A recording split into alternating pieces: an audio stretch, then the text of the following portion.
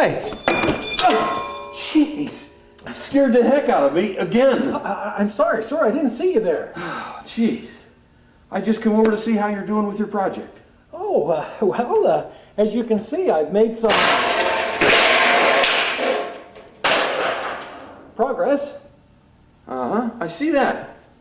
But I wanted to tell you about an event that you might be interested in. Oh, what's that?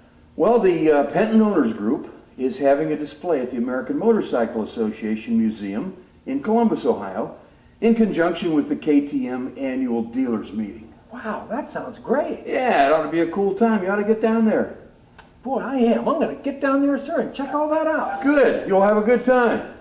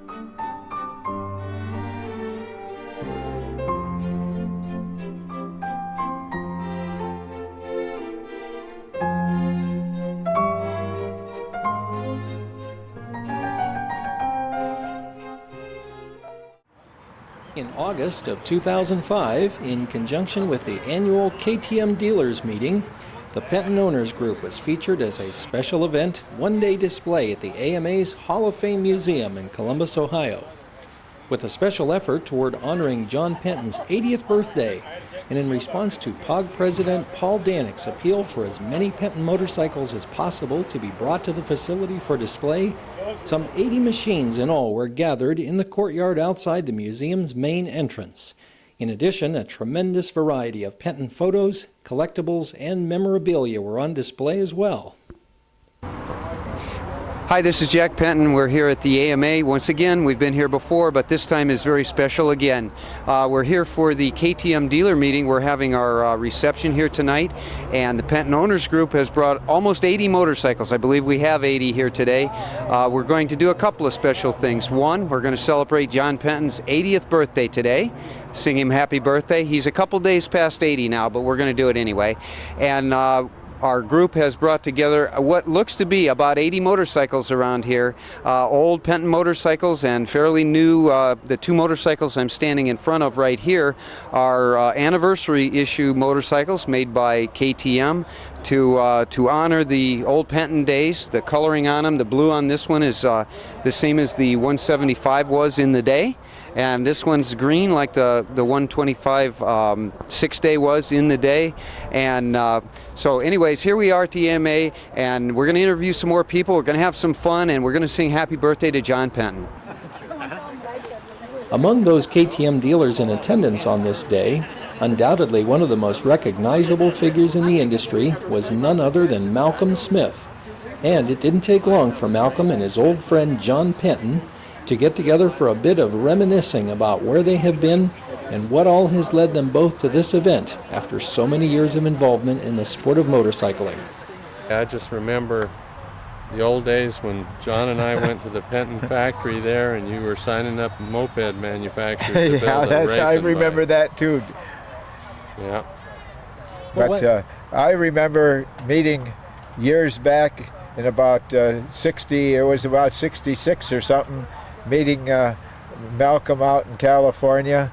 I think at that time you were a mechanic at a Yamaha shop or something, Yeah. and so forth. And it was just a coincidence that Edison Dye had brought these Husqvarna motorcycles in, and the first two he brought in, he gave Malcolm one and gave me one, and Malcolm went out and performed on that one, and I went out and took the other one and won the Jack Pine that year, and nobody could pronounce the name. I know. They, what's Penton riding now? So that started me, but I have another story, and he should Malcolm should hear this. When I wanted to build a Penton motorcycle, I didn't want to build it. I wanted a 125 starter machine, and so I ended up getting KTM to build me something like I wanted.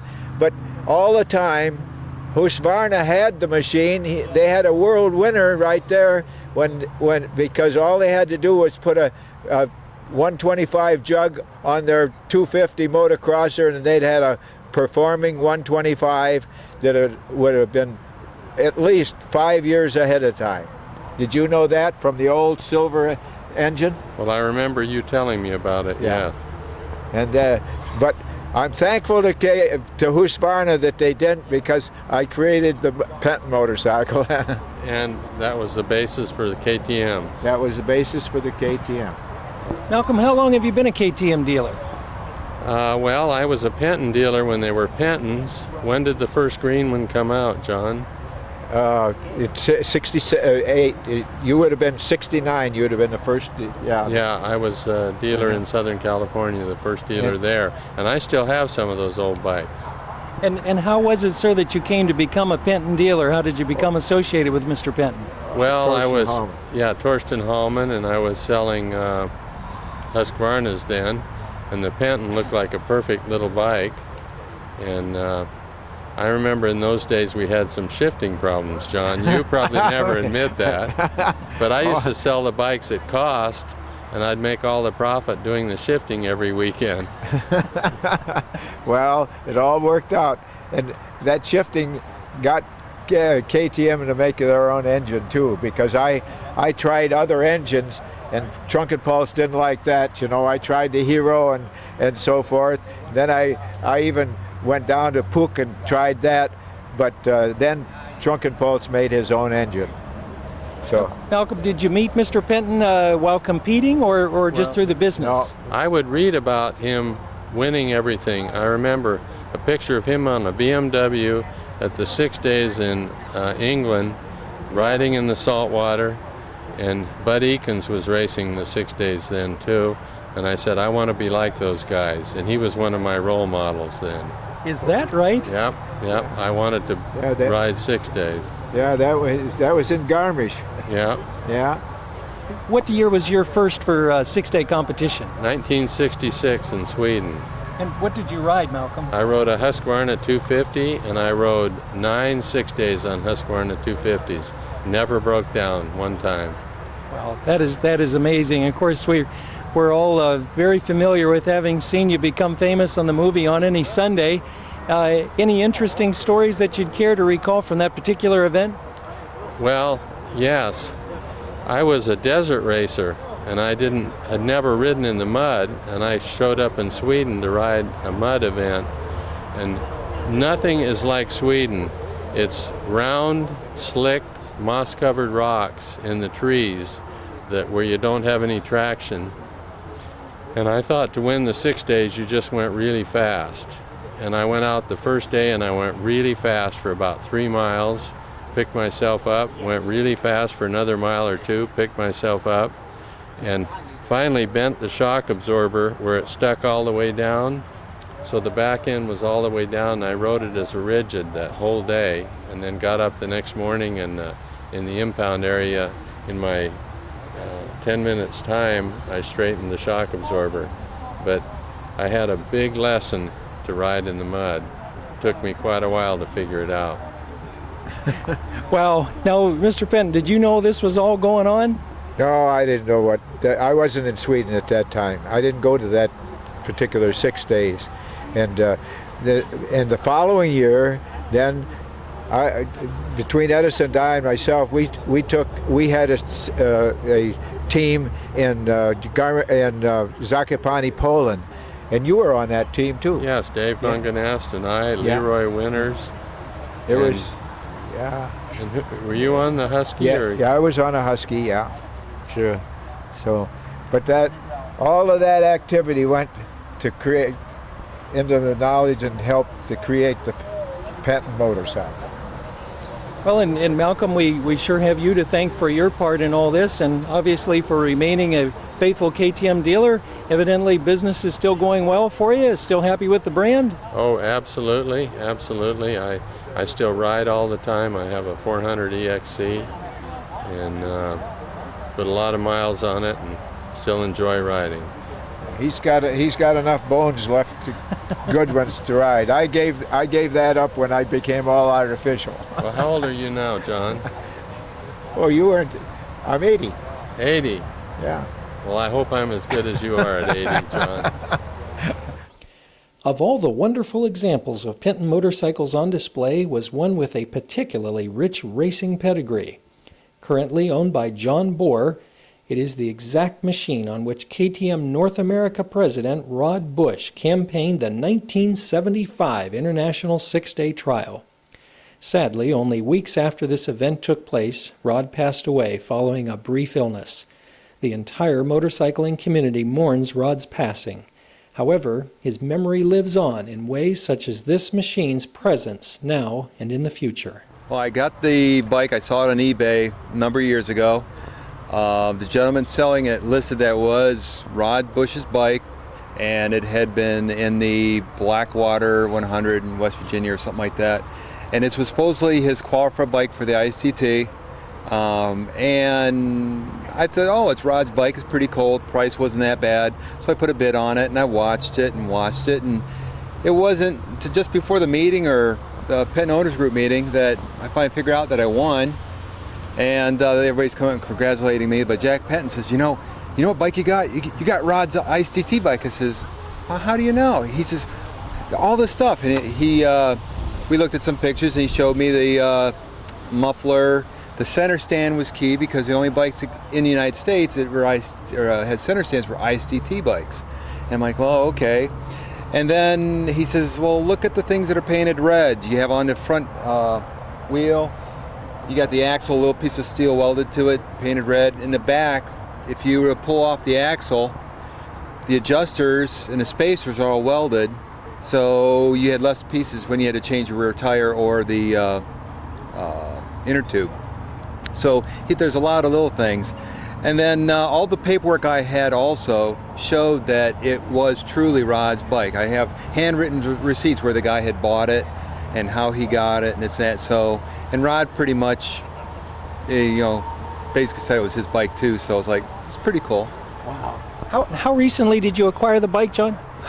I'm guessing it must be 4 years now. Okay. And tell us what you've done with it since then. Not a whole heck of a lot. There's different camps of thought. Do you restore it and put it pristine and this and that? And then there's others say, leave it. You can only restore something once.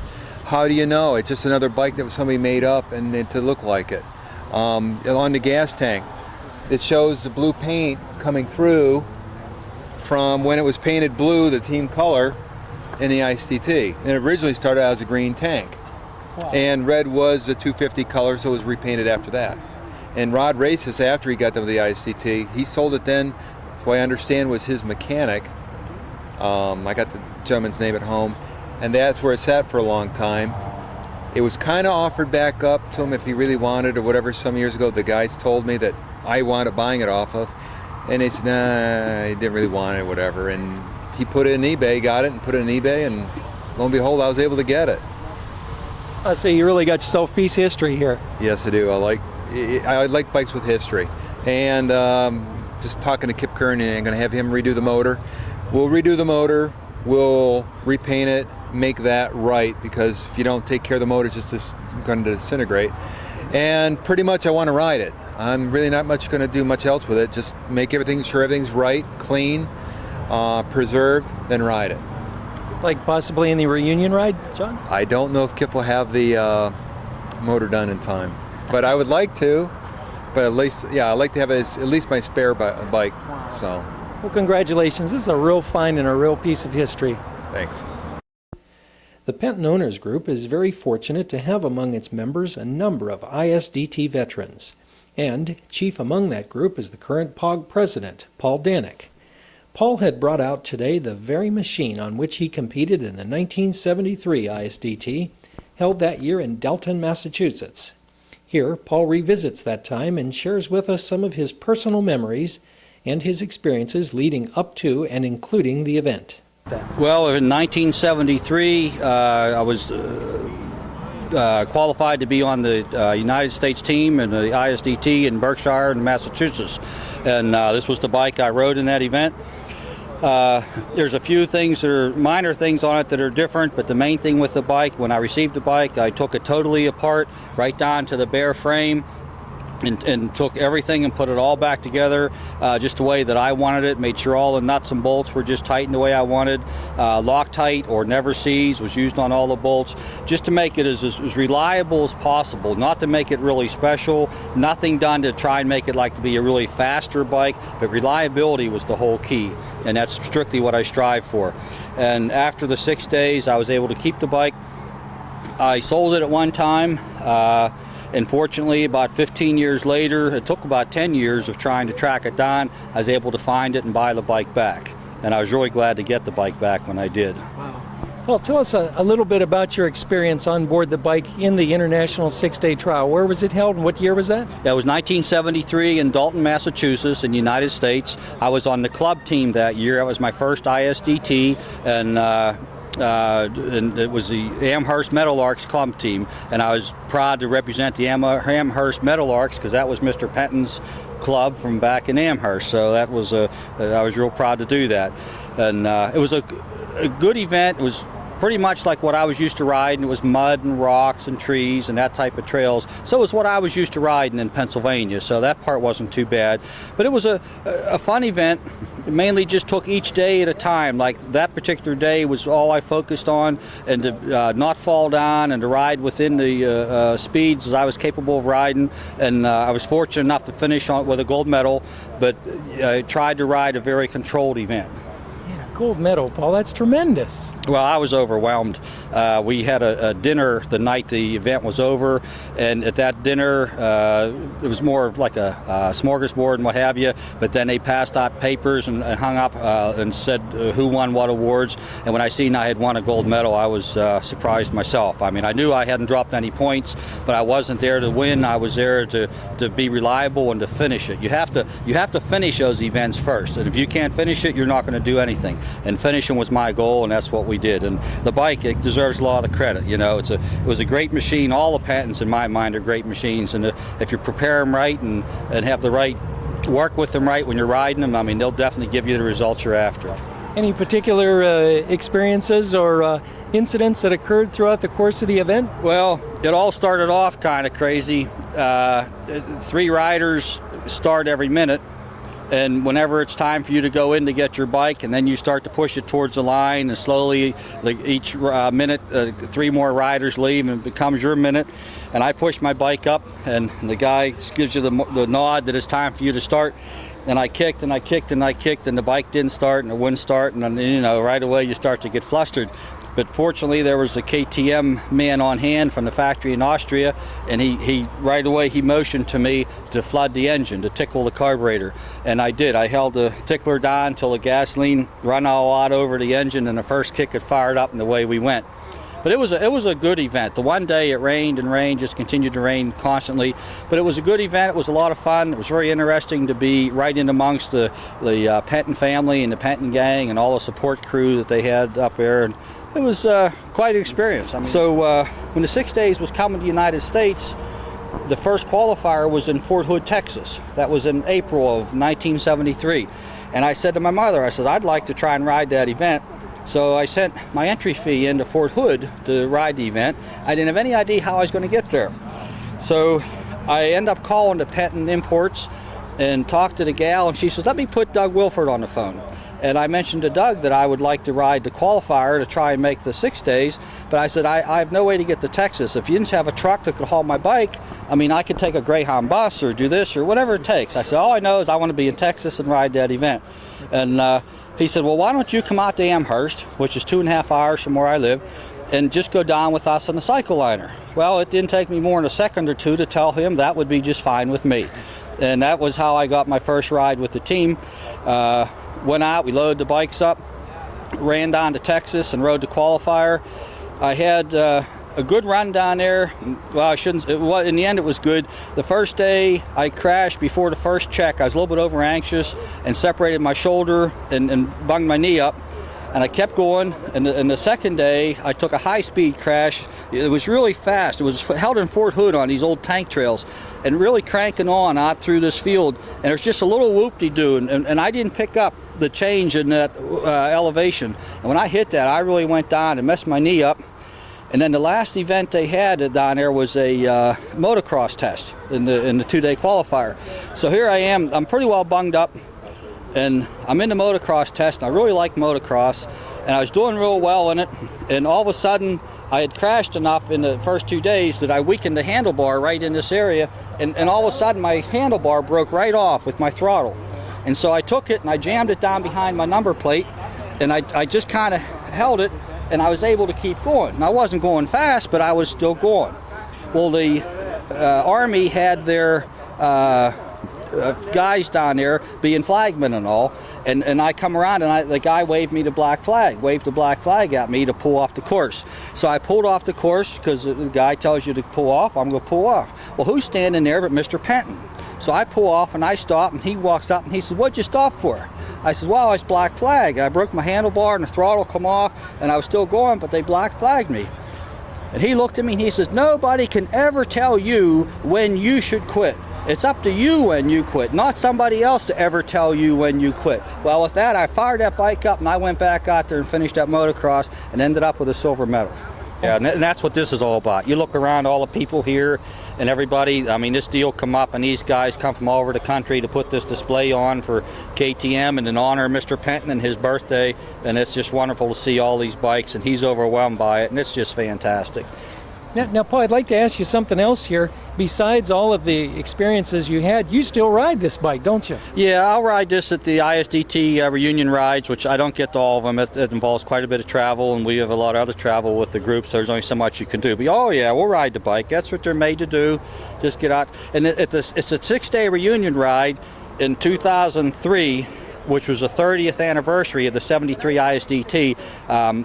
Myself and Dave Munganast and Charlie Vincent, the three of us rode the same bikes at that reunion ride as we rode in the 73 6 days. So that was kind of neat. Absolutely.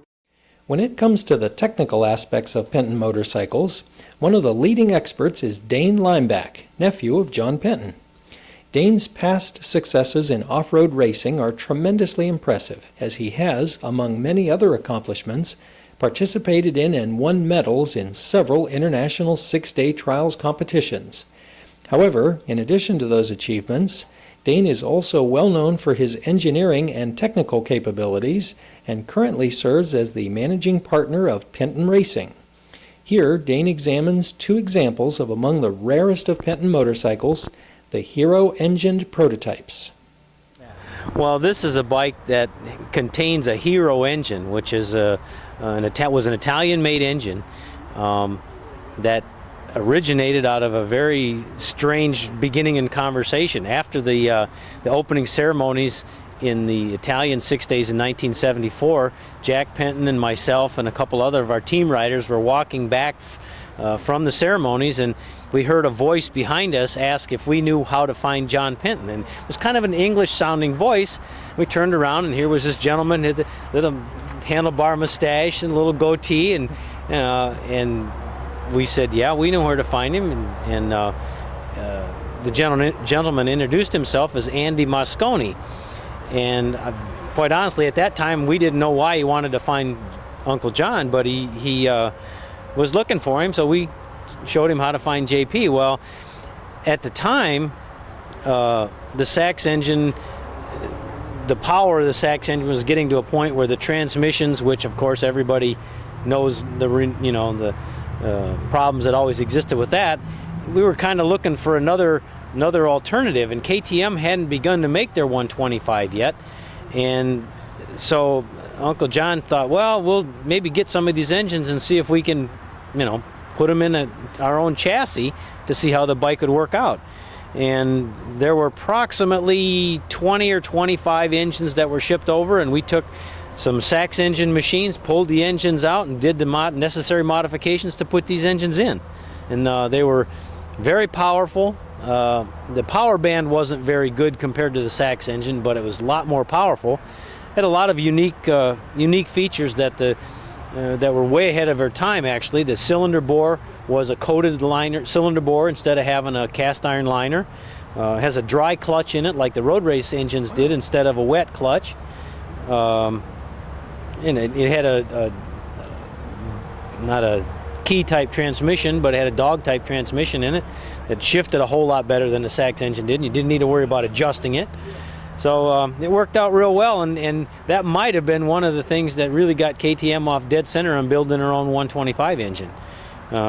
Unfortunately, the 125 KTM engine at the time was a lot heavier, but it was definitely a lot more durable than this too. So it was a trade-off, whether you wanted the durability or the lightweight. This probably would have been a better motocross engine, but in terms of the enduro side of things, the KTM engine was a better engine. So that was the beginnings of these things. Now, Dane, you were saying that about 25 examples were built, correct? Well, there were about 25 engines, I think, shipped over. I don't think there were ever full 25 motorcycles built. I'm guessing maybe not more than about 10 or 15 motorcycles actually got built, because I know there have been engines found here and there on eBay, and I had a couple myself at one time, after we closed down the whole project. So Now, speaking of that, once you did complete the project, I mean, what became of the bikes and the engines? Were they just sold off? Yeah, the bikes were sold. I'm not being involved in the sales part of the company. I really don't know where they all went. So, the fact that some of them are popping up again as restorations is marvelous to me. I'm tickled that they're able to do that with them. That really is amazing that something so unique and specialized was just generally passed into the marketplace, and now, like you said, 30 years later, here they are popping up. You never know when one might surface like this really beautiful example right here. Can you comment on what you're seeing as far as the originality? Quite honestly, I can't as far as the originality goes. It looks to me, in my recollection, as original as they were made at the time. Pat's done a marvelous job of doing a restoration on this thing, so I'm sure he's a very proud owner, and I would be too. This really is a cool footnote in the whole Penton history, Dane, and your particular insight, much appreciated. Now, there's another one right over here behind you, apparently owned by Kent Knudsen, and what can you tell us about this one? Well, obviously it's the wrong color because all of the 125s were green at the time, and Kent has chosen to put yellow plastic on this one, or maybe he found it with yellow plastic, I don't know. I don't know if a whole lot about the machine other than, as you said, Kent is the owner of the thing. So, but he's, knowing Kent, if he decides he's going to restore it, it'll look just like as good as this one that Pat's done. But definitely among the rarest of Pentons, then, true, Dane? No question about it. No question about it. There were, as I said, and the fact that there were only 25 engines shipped over. The fact that you've got 2 of them here, just look at the percentage. Yeah, that is amazing that they've years. Survived and remained intact. Yeah, it is very amazing. So. Well, thanks very much again for your time and your insight, Dane. Much appreciated. You're welcome, Ted. Thank you. Numerous members of the Penton Owners Group enjoyed direct association during the years Penton motorcycles were produced with the Penton family, as well as Penton Imports Company. 2 such individuals are Al Bourne, owner of the very first Penton motorcycle ever sold, serial number 004, and Tommy Garrett, former Penton Imports employee. Here they discuss what is arguably the rarest of all Penton motorcycles, the prototype 50cc Junior Cross, one of only 2 ever produced. Well, I was born in Amherst, Ohio in 1952, fortunately. And growing up, you always heard about the Penton Motorcycle Shop, and when they started making his own motorcycle, it certainly got a lot of local publicity in the newspapers and that around the area, Journal, Amherst News Times, and everybody knew John Penton was a motorcycle racer. And I bought a motorcycle in 1969, bought a Honda 250 Scrambler, and rode it on the road.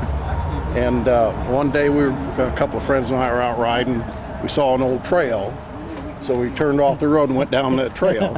So the minute those tires touched that dirt, I was hooked, So I trail rode that for 6 months or so, and I went to John Penton's motorcycle shop and bought a 1967 or 68 used 125 Steel Tech Penton.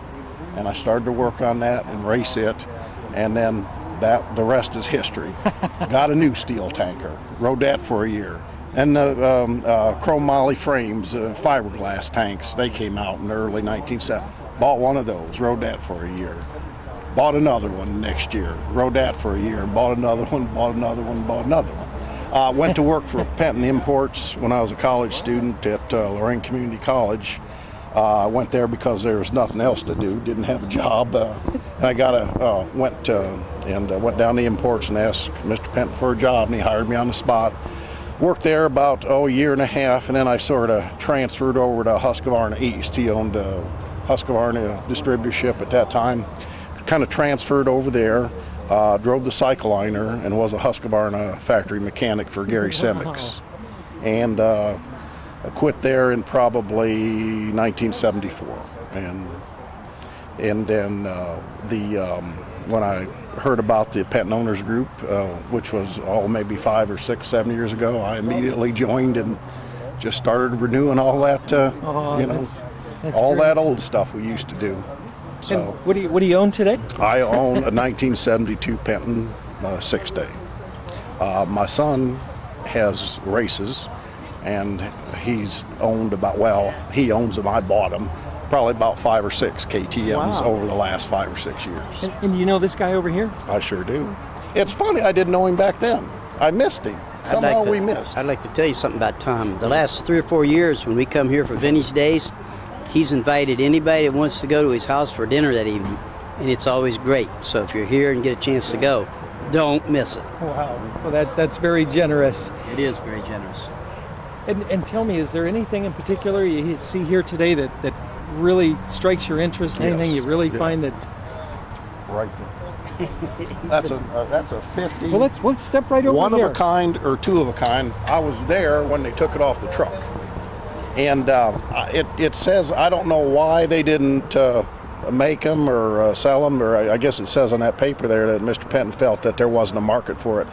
But I think if he'd have had a bunch of those made, I think he could have created a market for something like that. But I'd give about anything to own that motorcycle. You know, there wasn't a youth market because there were no youth racing motorcycles. That's why there was no youth market for it. So build the bike, and I think you'd have created a market. But if I could pick one thing here to take home, it'd be that. Well, tell us a little bit about what we're actually seeing there. What is that? That's it's a one-of-a-kind prototype, 50cc for somebody about 10 or 11, 12 years old. Is what that is. It would have been comparable to today's 80s, the Honda 80s, the Kawasaki 80s, and that kind of thing is essentially what that is. Although it is a 50cc, not an 80cc. But the same age and size kids would ride that would ride the 80s today. And that's a tremendous market today, and would have been a tremendous market back then if he'd have came out with that thing, I think anyway. That's really something special. Only one of 2, you say? I think one of 2, from what I understand, or it could be maybe just one, but there might be. I heard there was. Was there 2 of them? I only remember seeing one, but I wonder where in the world the other one is. So Jack probably knows, but I heard him talking in a meeting not too long ago. There was supposed to have been 2 of them made. That is definitely very special, and certainly has to rank among one of the rarest of all Pentons. Oh, no question. Sure is. Probably the rarest. Apparently it hadn't been ridden much, or not at all, essentially. I don't think any. I don't think any either. Well, how about if we go over and talk to him, see if he's willing to sell? Why don't we do that? Why don't we do that? Good luck, guys. Fair enough. Yeah, good luck. I'm not going to be the one to ask, I'll tell you that. You go right ahead. Just tell them there's plenty of buyers for it. Oh, I'd shudder to think what that thing would sell for. I shudder to think. Representative of a second generation, so to speak, of Penton motorcycle enthusiasts is Greg Troyan. Greg is among those POG members who grew up riding CMF Pentons. Greg, who is active in vintage motocross racing, competes on Pentons produced in the mid to late 70s. His experience also includes late 70s and early 80s KTM models. Well, I'll tell you what, first let's start with the earlier bikes that we raced in the vintage classes.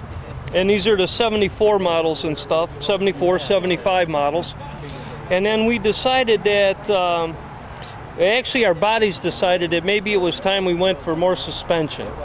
And so now I started to look into going into the post-vintage model bikes. And if you can see behind us, there's quite a few of them bikes down here too. And I got one of them over here that we're trying to find out exactly if it was an ex-factory bike at one time or not. We don't really know. It's asked a few people about it. It's a blue frame bike, and we're not really sure what it is. But that's what we're going to try to do next year. I think we're going to try to get more into the post-vintage stuff. The future project of the Penton was also discussed as far as bringing in some of the KTM models. And we did some research on it as far as made some phone calls and stuff and talked to a bunch of the racers. And they pretty much decided that right around the 79 model, where we're still looking at the motor styles of, say, the 74 through 79, where they're pretty much the same, is kind of where we want to stay with. That seemed to be, the motors seemed to be the influence from John and KTM, and we kind of want to stay with that theme. A little bit later than that, they pretty much were all KTMs. So we're going to kind of stay, if we decide to go that way, that's still in discussion. We're thinking about staying like up to a 79, 80 model with that older style motor. And that was to bring in the younger kids that, you know the KTMs versus some of them that don't even know what a Penton is. Yeah, that's exactly exactly what we're wanting to look at here, Greg. In fact, if you could kind of take us through, why don't you point out a couple of these bikes to us and let us know what we're looking at? Okay, well, the MC5 bikes here, these orange tank models, that's right around the 76, 77 era. I really don't know that much about them. I think they're pretty close to the same motors as what you got in the 74, 75s. Good bikes, a little bit more suspension, very popular bike. And then the next bike, I believe, is right up into I think that's a 1980. Again, pretty much the same motor, different style pipe on them, tanks, graphics, and so forth. And then the next model is, I believe it's a GS model. That's also a 1980 model. Older style motor still. You'll see the motors are pretty much the same all the way through. And then you're going to get into like an 81 model bike, which has the newer style motor, different style finning and so forth. Now that bike there is a 125, which is a smaller motor. Good, very good running bikes. Difference in motor powers, I talked to a few people, we really don't know yet. We haven't drag raced them. Okay, the next bike, which is my bike, it's got the later model frame, which is kind of unusual. We found out it's like an 80, 81 frame with the early style motor. We've talked to a few people about it. It's kind of a different bike. You're looking at 79 motor, 80 style frame, 82 graphics on it. Don't know if it was put together, Fox forks, very expensive forks and so forth. So we don't really know where that bike is now. It's just a hodgepodge of parts, I guess, from what we understand. And then the following bike would be that's a GS 250, 82 model GS 250, fully restored, beautiful bike, later model motor. Now, Greg, in addition to collecting, building these bikes, you're also quite the accomplished racer. Tell us a little bit about what classes you compete in and how you've been doing. Well, I'll tell you what, we had a really good year in 2003. I was racing the Sportsman 250 class in the novice division and ended up winning the national championship. So did real well with that. Since that time, the following year we went after the intermediate class, and I accidentally went down and busted a foot and messed up my ankle pretty bad, so that kind of put me out for the rest of that season. And then I was still doing a lot of riding now, feel better, and trying to do a lot more with the modern stuff. Still racing some of the race the Mid-Ohio Vintage Series, and I'm going to try to finish out the Great Lakes Series this year in the vintage class. It's only a few races, and it's close to home because of the cost of fuel. Obviously, it's affected everyone. Not too many people traveling. Well, it sure is great having an accomplished racer such as yourself supporting the Penton KTM brands. Greg, we wish you all the luck in the future, man. Well, I'll tell you what, it's just a bunch of luck, I think. Maybe I just picked the right time to get into it. Because the younger guys are coming on, and boy, I'll tell you what, they're fast. They are very fast. I can't ever overlook an old pro like yourself either. Yeah, okay. Thank you. You're very kind. I must owe you some money. Known by virtually all Penton motorcycle enthusiasts as an invaluable parts supplier, Al Buhner also served for years as the president of Penton Owners Group.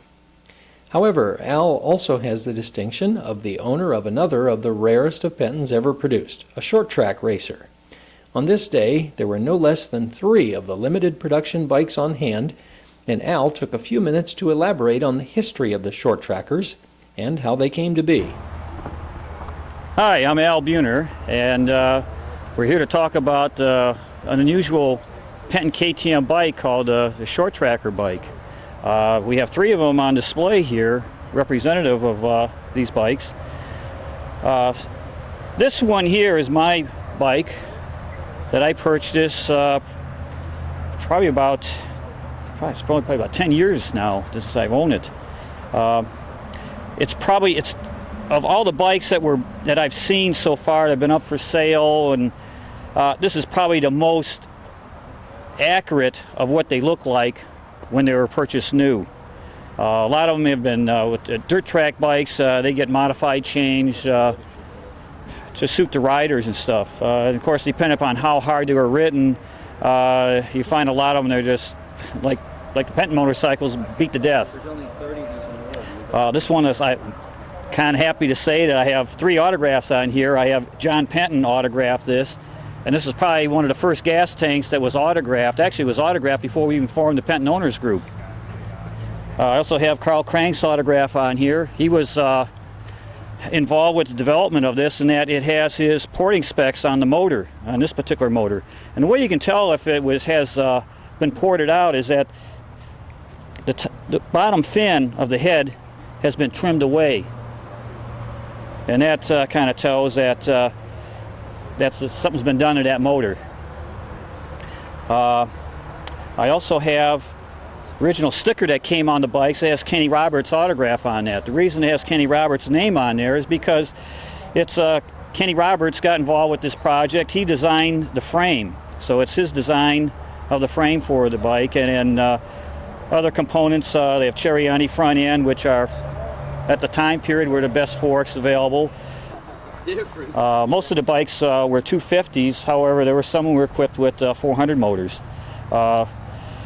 On my particular bike, I've only ridden it a few times, basically up and down the driveway. I only had an opportunity once to kind of get it out of first gear into second gear out in the field, and I had to just take it easy to keep from getting in over my head on the bike. But they are very fast, very quick. This is a 250. It's got a 40 millimeter Electron carb on it, and they rip.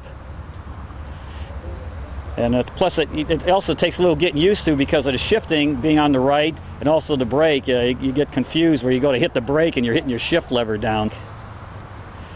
They do have a compression release on it, so slow down for turning and stuff, so slow the speed down. I believe they have a 6-speed gearbox on these.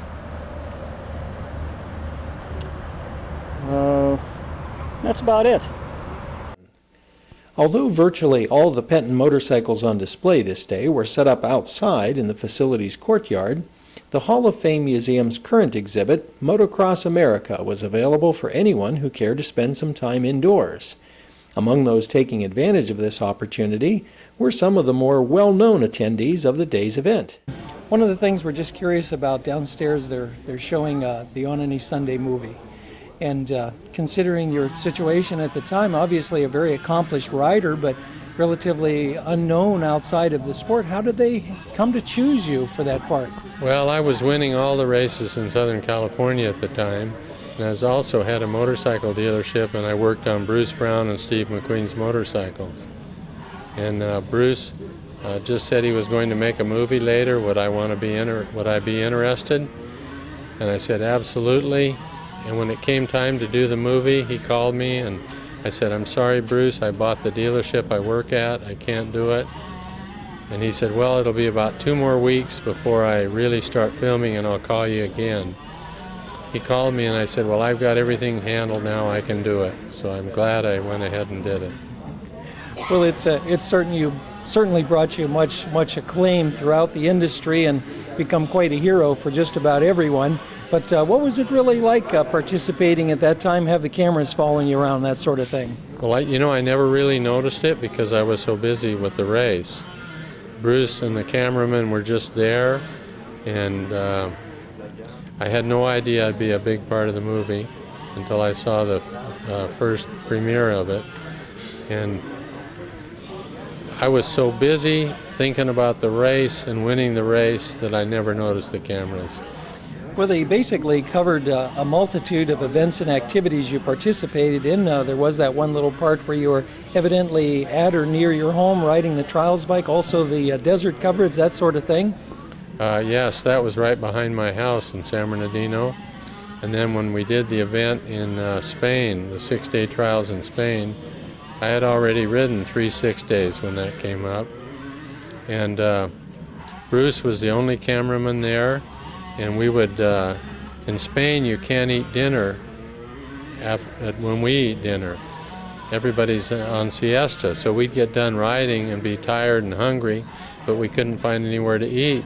So we'd go to the hotel, go to bed, set the alarm for midnight, wake up at midnight and go to dinner like everybody does in Spain. Wow. Eat dinner, go back to bed, and get up in the morning and race. Wow. And through it all, you succeeded. Malcolm, also as famous as of any sequence of that film was the beach sequence at the end. Could you just tell us a little bit about the activities of that day? Well, Bruce said, what do you do when you go riding with your buddies? And I said, well, we always splash them with water. We spray them with cow poop, cut in front of them, try to cut them off. And it gets so competitive when you're riding with your buddies because you want to be first. Well, the most competitive guy I've ever ridden with was Steve McQueen.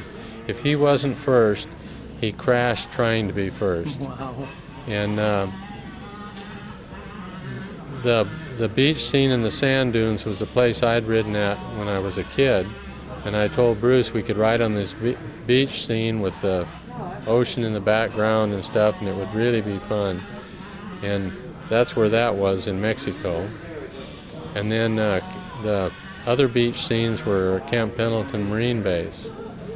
And Steve McQueen, or Bruce Brown, called the Marine Base up and said, we're making a movie and we want to use your beach for some of the beach scenes.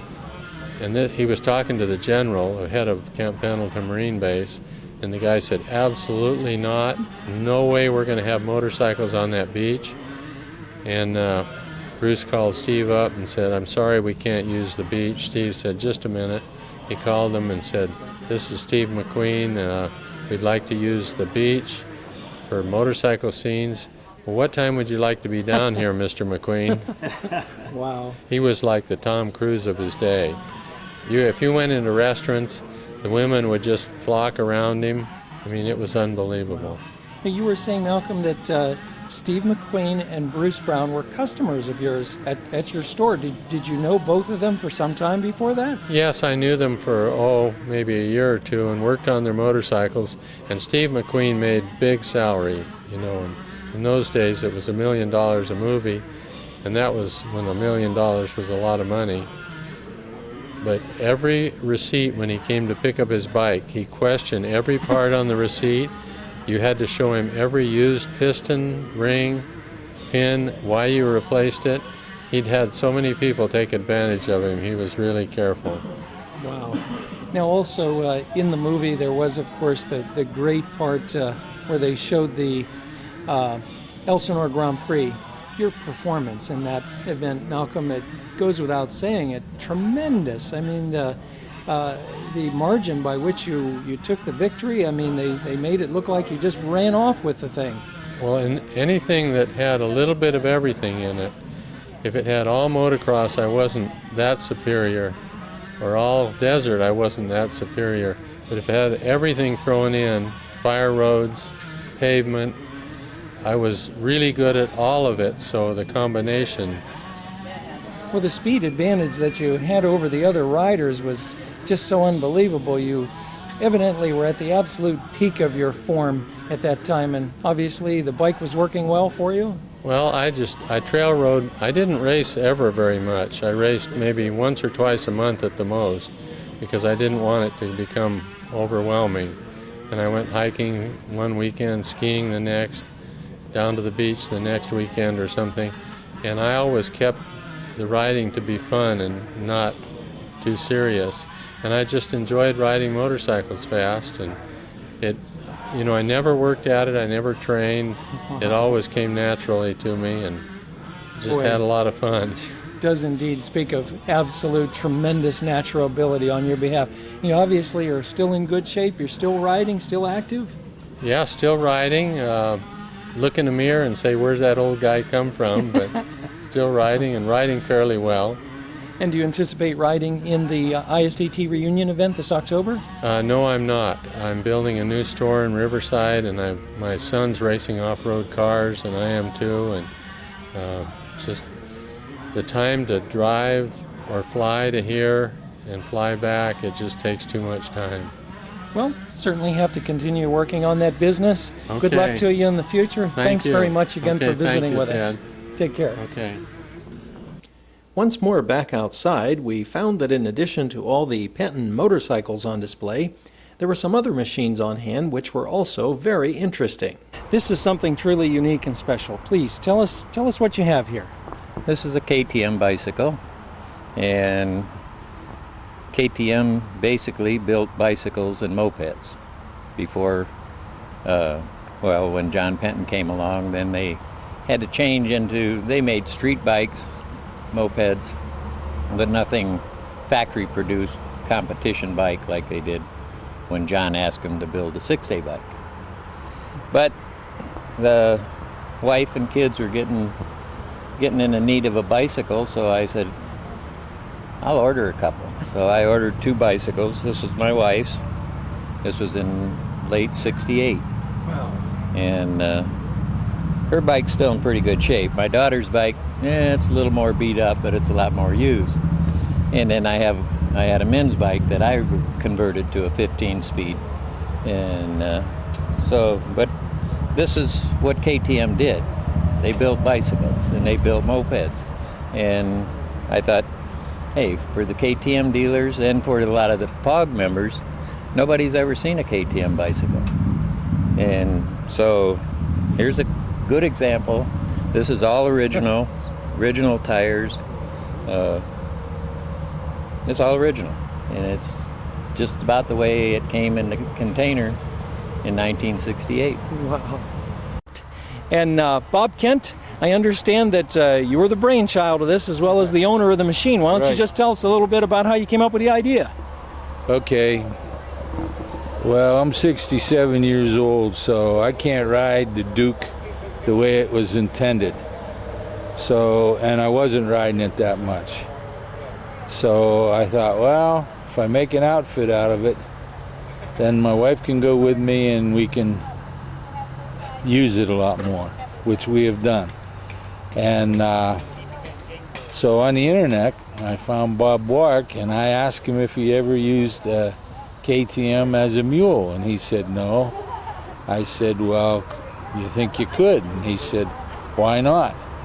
So I dragged it down to Marietta, Ohio, to where his shop is. You know, Bob can tell you the rest there, but there was some interesting challenges to getting it.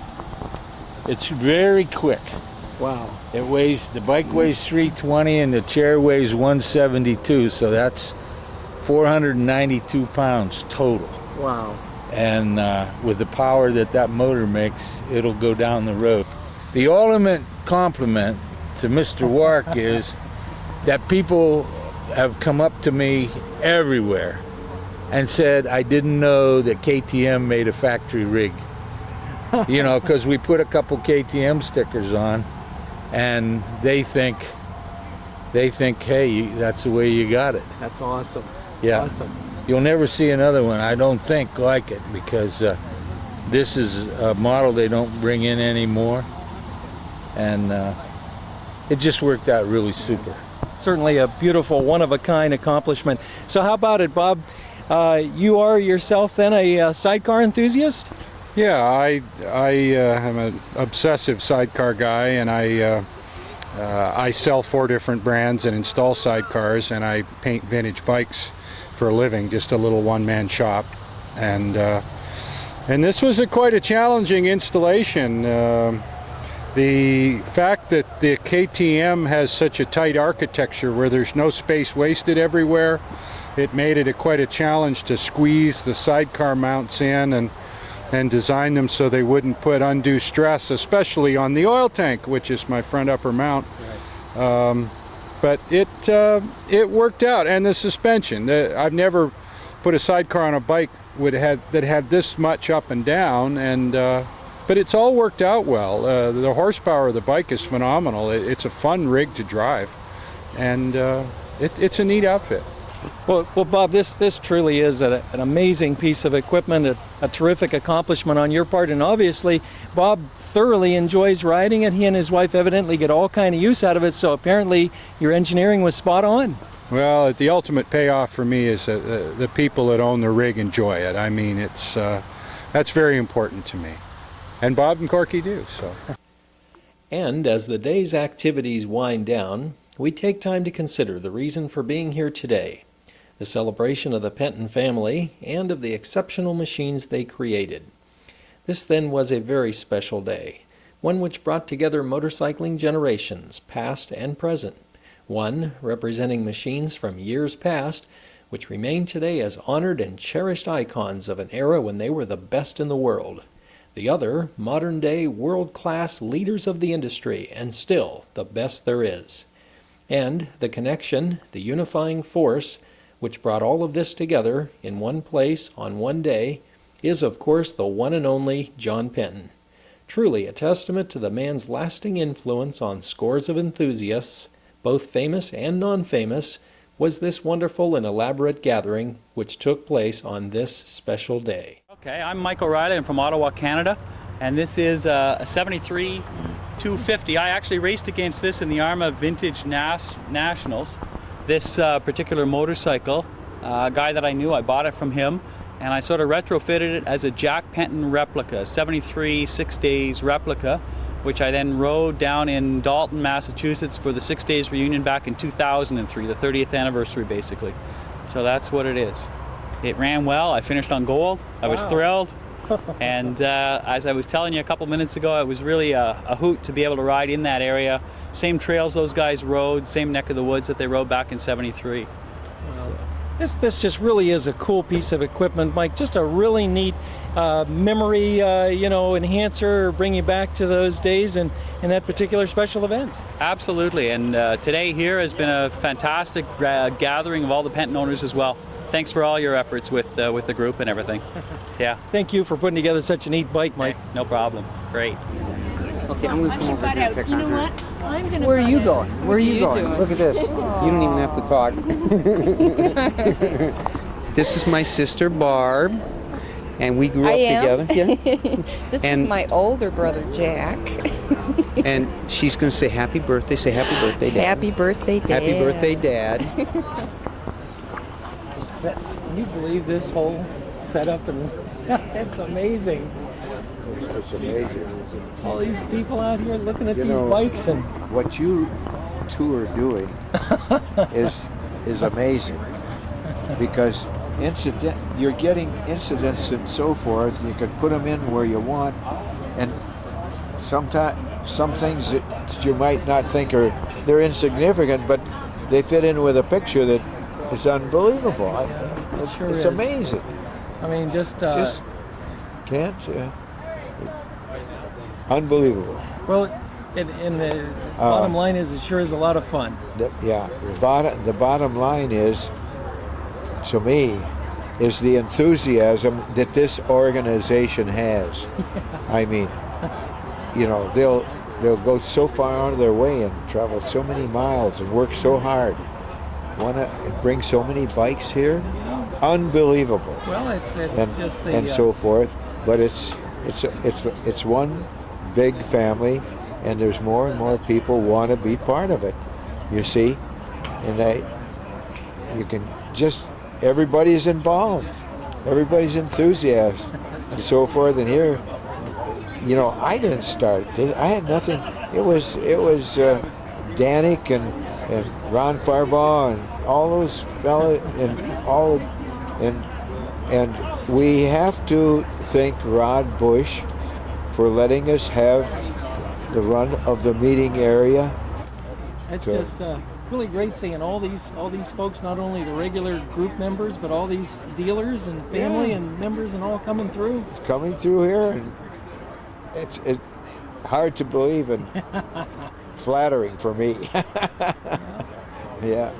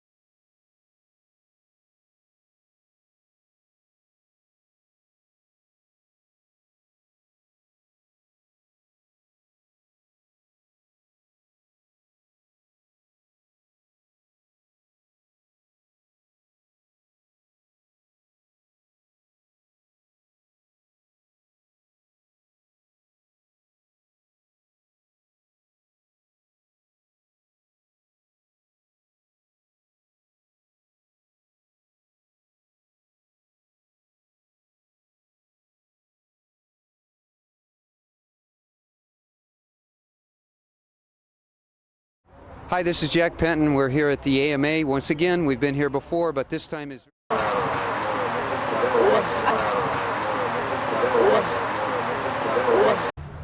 shudder to think. You hear ring, ring, ring, ring, ring. You hear ring, ring, ring, ring, ring. You hear ring, ring, ring, ring, ring. Troyan, Troyan, Troyan, Troyan, Troyan, Troyan, Troyan, Troyan, Troyan, Troyan, Troyan. Troyan. I shudder to think. Just a little whoop-de-doo, and there's just a little whoop-de-doo, and there's just a little whoop-de. I shudder to think. You did get her on film, didn't you? Running away from us? Okay, good. We got you on film. The bottom line is, to me, is the enthusiasm that this organization has.